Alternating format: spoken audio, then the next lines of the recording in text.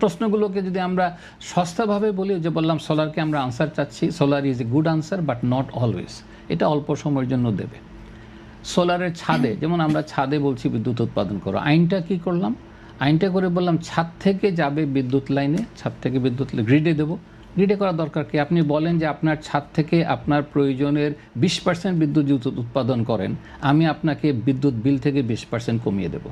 এটাও তো একটা ইনসেন্টিভ। আপনার বিদ্যুৎ বিলে আমি 20% ডিসকাউন্ট দেবো, আপনি উৎপাদন যত বাড়াবেন আমি তত ডিসকাউন্ট দেবো। এতে ক্ষতি যেটা এইটা, এবং এখানে একটা আমরা বলি ইকোনমিক্সের ভাষায় অনেকগুলো গ্রুপ ইন্টারেস্ট আছে।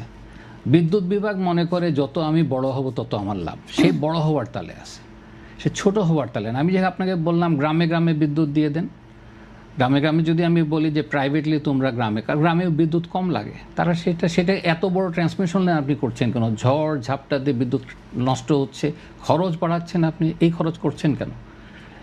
যে বিদ্যুৎ আছে সেটাকে শহরাঞ্চলে দেন, আর ছাদে বিদ্যুতের সাথে ইনসেন্টিভ দেন। বলবেন যে গ্রিডে নেওয়ার দরকার নেই।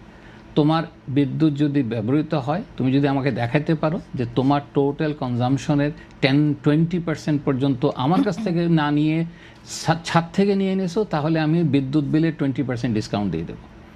তাহলে কী হবে? ইনসেন্টিভ আসবে আমার উনি যেটা ইনভেস্টমেন্ট খুঁজছেন, আমার ইন্টারেস্ট রেটে কেন আমি সরকারের কাছ থেকে ভর্তুকি নেব? উল্টোভাবে বলেন যে বিদ্যুৎ বিভাগে আমি বিদ্যুতের ডিমান্ড কমিয়ে দিচ্ছি, আমার ইনভেস্টমেন্টের নিড কমিয়ে দিচ্ছি, দেশে এই পরিমাণ ইনভেস্টমেন্ট লাগবে না।